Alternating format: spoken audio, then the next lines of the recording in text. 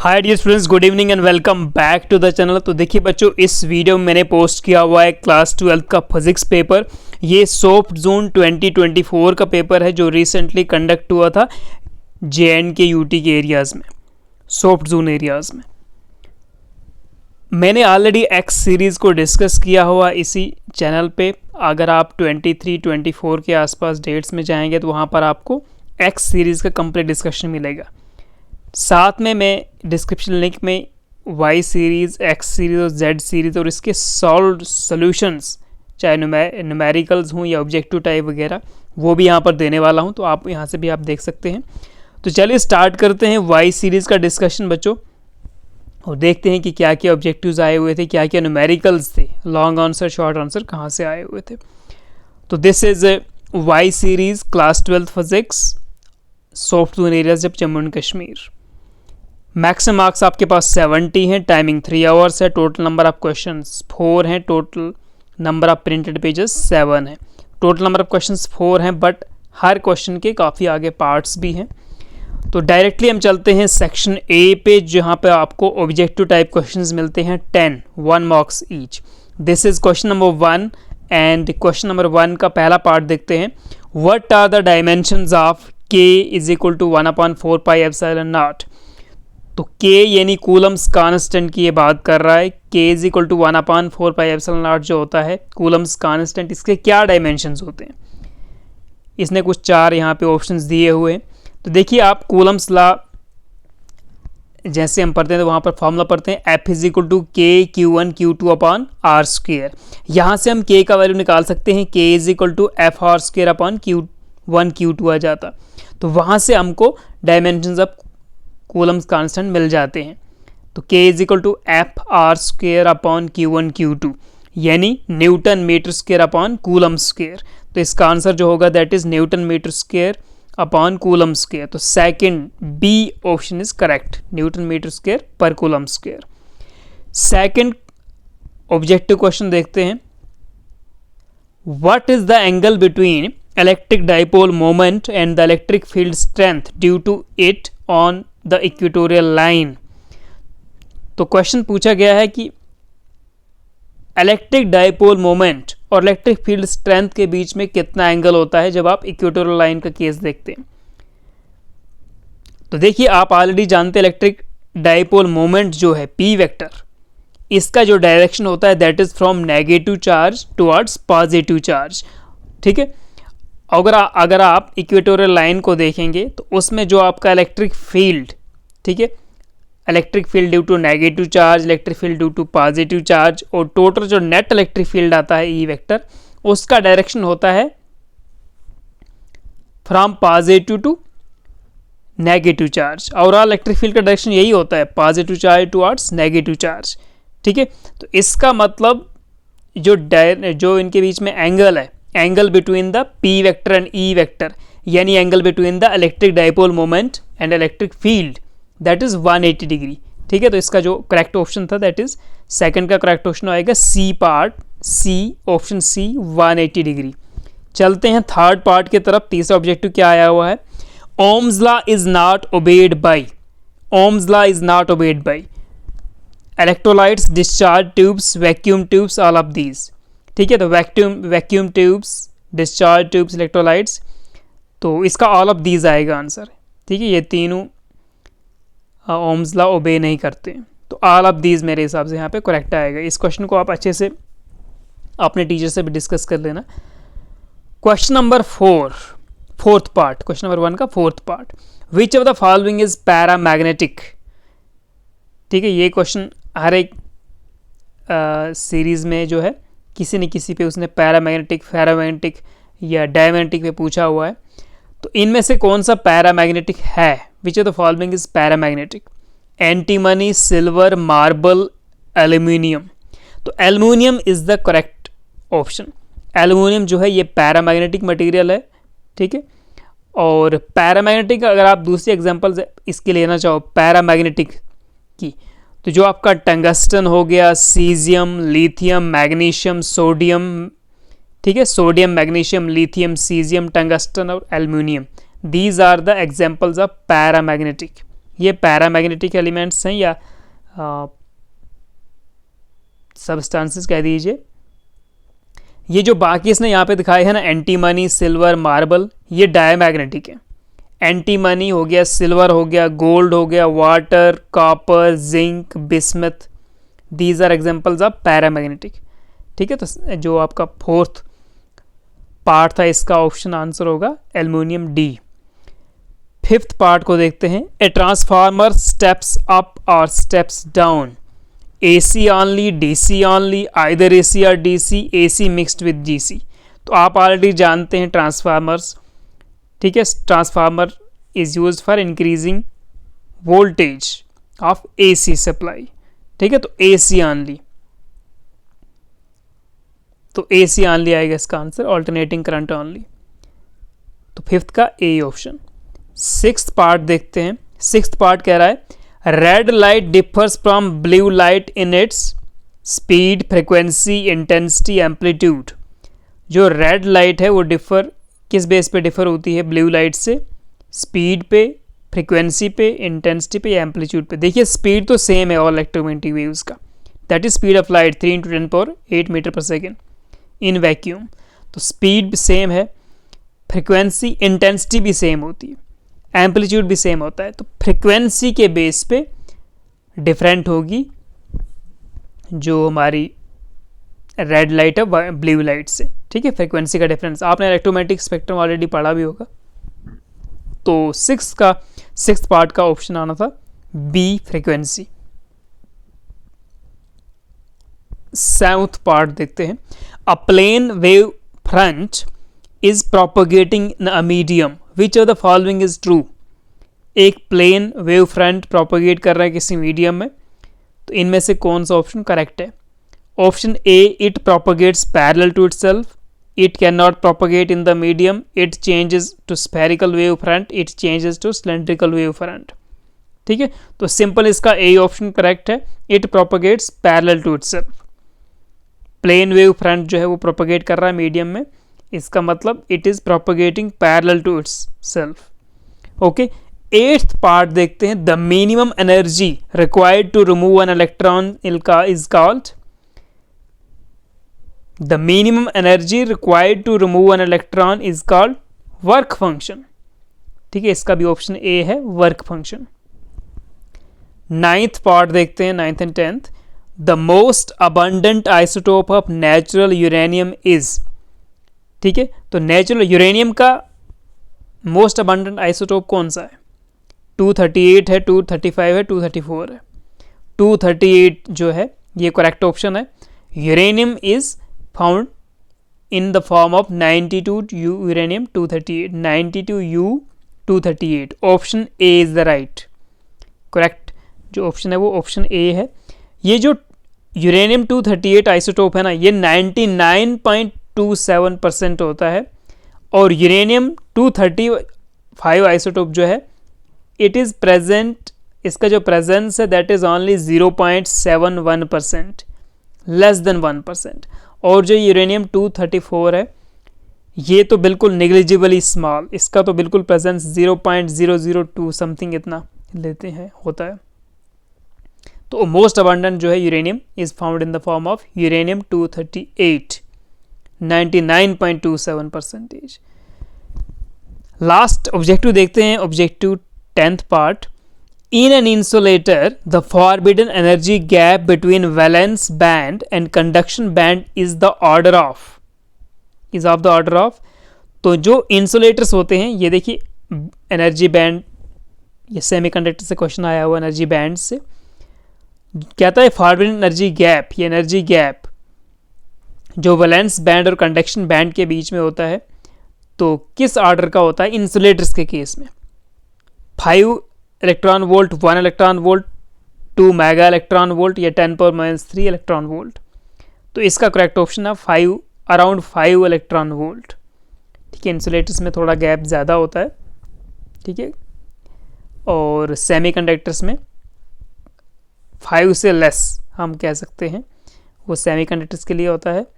और जो कंडक्टर्स होते हैं उसमें तो इंटरमिक्सिंग ऑफ बैंड्स होता है, गैप होता ही नहीं है। तो 5 इलेक्ट्रॉन वोल्ट इसका आंसर आना था 5 EV। तो 10th का आएगा ए पार्ट 5 EV। आगे चलते हैं, सेक्शन बी में आपके पास 2 मार्क्स के क्वेश्चन आते हैं और ये 9 क्वेश्चन आएंगे।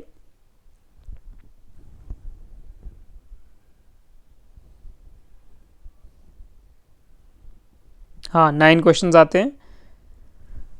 तो इसमें जो आपके स्टार्टिंग के 4 क्वेश्चंस हैं ये डिफरेंट होंगे, ऑब्जेक्टिव्स डिफरेंट थे हर एक सीरीज़ में, और क्वेश्चन नंबर 2 के 4 क्वेश्चन भी डिफरेंट होंगे हर एक सीरीज़ में। तो हम ABCD को थोड़ा डिस्कस करेंगे, उसके बाद जो EFGHI, ठीक है, जो बाकी 5 इसके पार्ट हैं क्वेश्चन नंबर 2 के I तक, इनको मैंने ऑलरेडी X सीरीज़ में कंप्लीट डिस्कस किया हुआ है, तो वहाँ से देख सकते हैं, या आप जो मैं PDF देने वाला हूँ इस वीडियो के डिस्क्रिप्शन लिंक में, तो वहाँ से आप PDF में भी ये क्वेश्चन सॉल्व आपको मिल जाएंगे। तो सेक्शन बी 2 मार्क्स ईच वाले क्वेश्चन, क्वेश्चन नंबर 2 का ये पार्ट देखते हैं। No 2 equipotential surfaces intersect with each other, Y?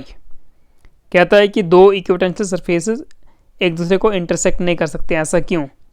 तो आपके इसका रीज़न देना था जस्ट सिंपल कि अगर 2 इक्विपोटेंशियल सरफेसेस होंगे, डिफरेंट इक्विपोटेंशियल सरफेसेस, तो इसका मतलब उनका पोटेंशियल सेम होगा। अगर वो इंटरसेक्ट करते हैं, किसी पॉइंट पर अगर इंटरसेक्ट करते हैं तो क्या हो जाएगा? अगर वो 2 इक्विपोटेंशियल सरफेस हैं, डिफरेंट है, तो उनका पोटेंशियल भी अलग अलग होगा। तो किसी पॉइंट पे इंटरसेक्ट करेंगे तो क्या होगा? उस पॉइंट पे एक इक्विपोटेंशियल सरफेस को देखेंगे तो उसकी वजह से अलग पोटेंशियल होगा, दूसरे इक्विपोटेंशियल सरफेस को देखेंगे तो उसकी वजह से वहाँ पे पोटेंशियल अलग होगा। तो किसी एक पॉइंट पे 2 डिफरेंट पोटेंशियल्स नहीं हो सकते, ठीक है, same at the same time किसी एक पॉइंट पे 2 डिफरेंट पोटेंशियल पॉसिबल नहीं है, ठीक है। तो ये इसको रीज़न लिखना था। आप लिख सकते थे no 2 equipotential surfaces can intersect each other because 2 different equipotential surfaces have different equipotential, different electric potential, so if they intersect each other then the point at the point of intersection will have 2 different potentials at the same time which is not possible, ठीक है। तो इसी को आप just 1 2 line 3 4 lines में कर सकते थे। क्वेश्चन नंबर 2 का बी पार्ट, इसने बोला था state principle of AC generator, find where does the electric energy come in it. तो प्रिंसिपल ऑफ AC जनरेटर आपको इसका डेफिनेशन लिखना था। तो AC जनरेटर का जो प्रिंसिपल है, ये इसको AC ऑल्टरनेटर भी कहते हैं AC जनरेटर को। तो ये किस पे वर्क करता है, किस प्रिंसिपल पे? तो AC generator works on the principle of Faraday's laws of electromagnetic induction, ठीक है। क्या कहता है Faraday's laws of electromagnetic induction? कि whenever a coil is AC generator के केस में, whenever a coil is rotated in a uniform magnetic field about an axis perpendicular to the field, the magnetic flux linked with the coil changes and the EMF is induced in the coil, या EMF is set up in the coil between the ends of the coil या across the ends of the coil। उसके आगे बोलता है, तो इसका आपको principal लिखना था यहाँ पे, from where does the electric energy come in it. Electric energy कहाँ से आती है इसमें? तो mechanical energy is converted into electrical energy, या mechanical energy is converted into alternating EMF। तो मैकेनिकल एनर्जी का कन्वर्जन हो रहा है, मैकेनिकल एनर्जी का कन्वर्जन हो रहा है इलेक्ट्रिकल एनर्जी के लिए, ठीक है। तो मैकेनिकल एनर्जी से यहाँ पे मैकेनिकल एनर्जी के कन्वर्जन से हमें इलेक्ट्रिकल एनर्जी इसमें मिलती है। सी पार्ट देखते हैं, what does an electromagnetic wave consist of, on what factors does its velocity in vacuum depends.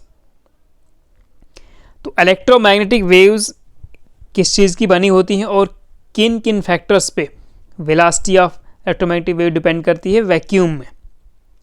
तो इलेक्ट्रोमैग्नेटिक वेव्स का क्या डेफिनेशन हम लेते हैं? इलेक्ट्रोमैग्नेटिक वेव्स या EMF waves, these are made up of oscillating electric and magnetic fields that are perpendicular to each other and also to the direction of propagation of the wave। या electromagnetic waves को आप लिख सकते हैं, electromagnetic wave consist of mutually perpendicular oscillating electric and magnetic field vectors, ठीक है। जो electric field और मैग्नेटिक फील्ड वेक्टर्स होते हैं, they are perpendicular to each other and also to the direction of the propagation of the wave। उसके आगे कह रहा है on what factors does its velocity in vacuum depends। तो velocity of the electromagnetic waves in vacuum की क्या formula होता है? C is equal to 1/√μ naught epsilon naught. तो म्यू नॉट एप्सिलॉन नॉट क्या है, दीज आर एप्सिलॉन नॉट हो गया permittivity of free space, mu naught हो गया परमिएबिलिटी ऑफ फ्री स्पेस। तो इसका मतलब जो इलेक्ट्रोमैग्नेटिक वेव्स की वेलोसिटी है वैक्यूम के केस में, फ्री स्पेस के केस में, it depends on the permittivity and permeability of the free space. ठीक है, ये चीज़ आपको वहाँ पे लिखनी थी, आप फॉर्मूला भी लिख सकते थे साथ में। ठीक है, उसके बाद डी पार्ट को आप देखते हैं, how does the refraction of light affect the length of the day. जो रिफ्रैक्शन ऑफ द लाइट, ये जो डे की लेंथ है उस पर कुछ अफेक्ट करती है क्या? किस तरह अफेक्ट करती है? बिल्कुल अफेक्ट करती है। इसको हम एटमॉस्फेरिक रिफ्रैक्शन भी कहते हैं। ठीक है, तो जो रिफ्रैक्शन ऑफ लाइट, इसको हम कहेंगे, इस केस में हम इसको एटमॉस्फेरिक रिफ्रैक्शन भी कहते हैं। ये क्या करती है, ये सन को एटमॉस्फेरिक रिफ्रैक्शन की वजह से जो हमारा सन है, it appears higher in the sky than it actually is.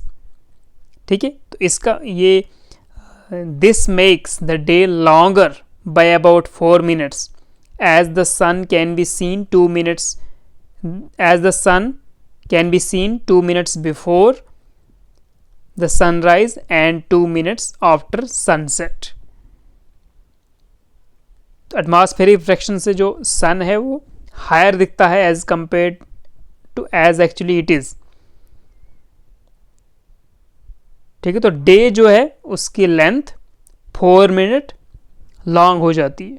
2 minute सन ज़्यादा, 2 मिनट सन का सनराइज ज़्यादा होता है और सनसेट के टाइम भी 2 मिनट ज़्यादा दिखता है सन। ठीक है, तो it increases the length of the day by 4 minutes। तो ये थोड़ा सा आपको लिखना था। उसके बाद ई पार्ट, ये एक्स सीरीज़ में सेम था, FGHI, ये सारे 2 marks वाले क्वेश्चन बाकी ये एक्स सीरीज़ में सेम थे, वहाँ पर मैंने ये सारे डिस्कस कर डिस्कस किए हैं। और साथ में अगर आप वहाँ नहीं जाना चाहते तो आप PDF में इसको देख सकते हैं, सॉल्व PDF में यहाँ पे दे दूंगा डिस्क्रिप्शन लिंक में। क्वेश्चन नंबर 3 सेक्शन सी में ये 3 marks वाले क्वेश्चंस आते हैं यहाँ पे। एंड ये इसका भी जो पहला वाला क्वेश्चन है ना, क्वेश्चन नंबर 3 का जो ए पार्ट है, ये तीनों सीरीज में डिफरेंट है, बाकी सेम है इससे आगे completely. Define resistivity and state it's SI unit, explain how the resistivity of a conductor varies with temperature. तो रेजिस्टिविटी को हम कैसे डिफाइन करते हैं, रेजिस्टिविटी या इसको स्पेसिफिक रेजिस्टेंस भी कहते हैं हम। तो रेजिस्टिविटी और specific resistance of a material of a conductor is defined by, इसको डिनोट करते हैं रो से, और इसको डिफाइन करते हैं resistance of a conductor having unit dimensions. तो जो फॉर्मूला होता है हमारे पास R प्रोपोर्शनल टू L/A या R is equal to rho L/A, वहाँ से रो निकालोगे आप तो रो इज इक्वल टू RA/L आएगा। फिर आपको डायमेंशंस 1 यूनिट के लेने हैं, तो लेंथ 1 यूनिट का ले लो, एरिया भी 1 यूनिट का स्क्वायर ले लो, तो आपके पास R इज इक्वल टू रो आएगा। फिर से आप डिफाइन कर सकते हो, या इसको आप रेजिस्टिविटी को हम ऐसे भी डिफाइन करते हैं, resistivity is defined also defined as the reciprocal of conductivity, rho is equal to 1/sigma। ठीक है, ये आपने पढ़ा है ऑलरेडी। तो SI यूनिट ऑफ क्या होता है, SI unit of resistivity, SI unit of resistivity is ohm metre. ठीक है, ओम मीटर। तो इसके आगे इसने पूछा था question, how explain how the resistivity of a conductor varies with temperature. ठीक है, तो देखिए रेजिस्टिविटी का एक और फॉर्मूला होता है, resistivity rho is equal to M/NE² tau. ठीक है, ये फॉर्मूला आपने पढ़ा होगा। तो इसका मतलब जो रेजिस्टिविटी है it is inversely proportional to relaxation time.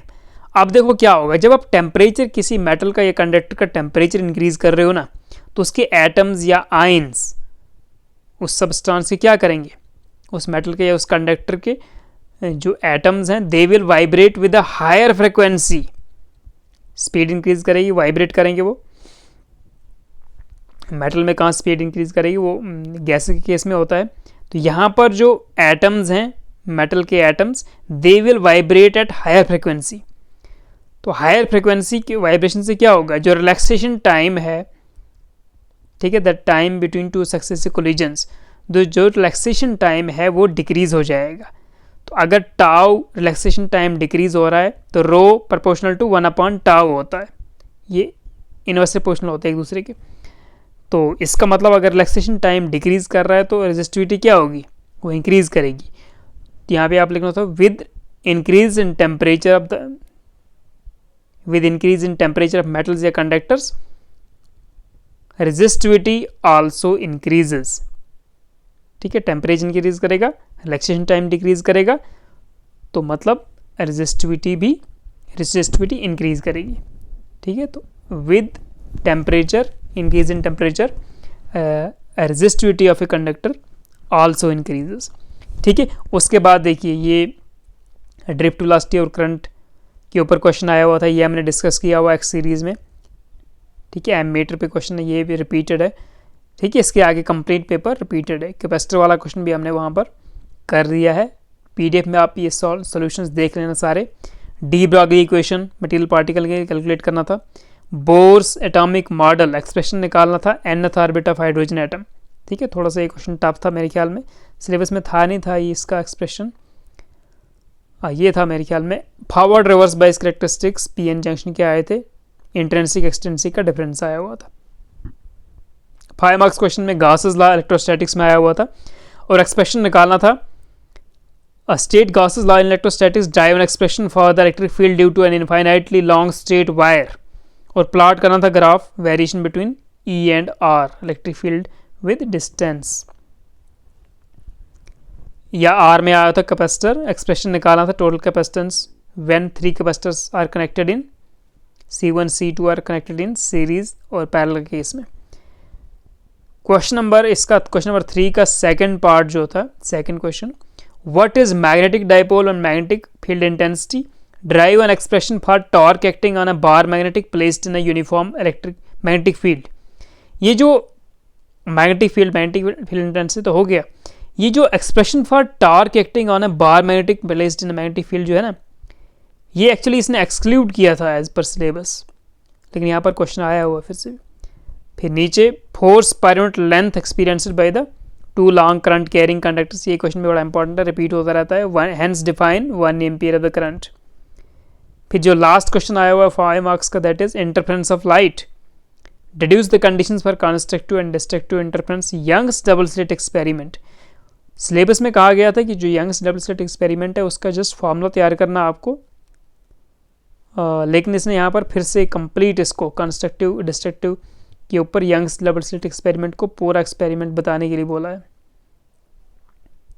ठीक है, सिलेबस से ये क्वेश्चन भी एज पर सिलेबस वहाँ पे एक्सक्लूड किया गया था। कंपाउंड माइक्रोस्कोप ये तो था सिलेबस में और ये रिपीट भी होता है हर साल। विद द हेल्प ऑफ रे diagram explain the working of compound microscope, expression निकालना था आपको मैग्नीफाइंग पावर्स के लिए। ठीक है,